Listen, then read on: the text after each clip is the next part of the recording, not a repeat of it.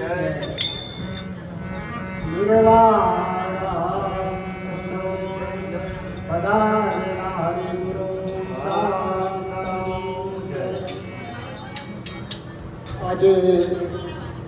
જે કોંતીભાઈને નિર્વાણ ગમતી નિમિત્તે જે એમના સુપુત્રો પરિવારે જે ભજન સત્સંગનું આયોજન રાખ્યું એ ખૂબ ખૂબ ધન્યવાદ. આ આયોજન રાખવું એ જેવી તેવી વાતો નથી, એ તો જેની પરમાત્મા પ્રત્યેની લાગણી હોય ને એનું કામ છે.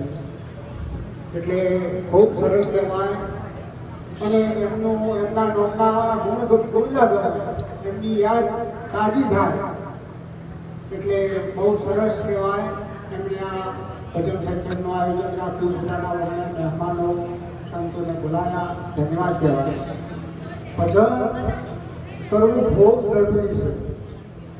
આગળ જે વાણીની અંદર ટકોરો થઈ કે ચેત જીવડા ચેતી, આ ચેતવાની જરૂર છે. આ જીવને શબ્દ હોય એને એ ભૂલ્યો છે, એના સૌ લોકોની ખબર એને નથી. એના માટે આ સંતો મહાપુરુષો આ જગાડવાની આ વાતો કરે છે અને જાગવાની જરૂર છે. કે હમણાં શું કીધું કે હરિયો કરીએ હરી નહીં મળે, બાર ફોફો મારે આપણી જિંદગી સાચી રહે ને તો કોઈ મેળ પડે એવો નથી. એ તો તમે તમારામાંથી આ મહાપુરુષો પોતાનામાંથી તમારામાંથી પ્રગટ કરાવશે અને દર્શન કરાવશે. બીજા ચોય ફોફો મારવાની જરૂર નથી. બીજું છે ને કે ભાણ કહે બોલે એ બીજો નથી, છે પરમાત્મા પોતે. અજ્ઞાનીને ખબર નથી એટલે શેટો છે પોતે ચોખ્ખી શરૂઆત છે ત્યાં બોલે એ પરમાત્મા છે અને એમાંથી જ પ્રગટ કરવાનો છે.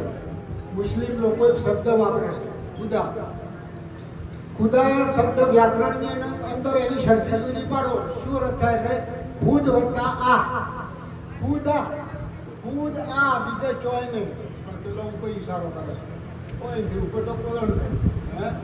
એટલે પરમાત્મા પોતાનામાંથી પ્રગટ હોય છે.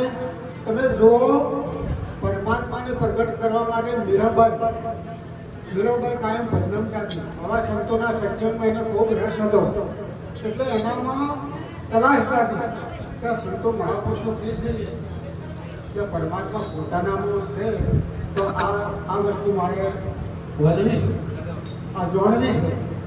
એટલે અનેક તલાશમાં એને ઘણા બધા સંતોને પારખા લીધા. એમ કરતા કરતા રોહિદાસ ચમાર પાસે આ વસ્તુ હતી અને એમને પસંદ કર્યા. આ તો રજપૂત કુળની કુંવરી હતી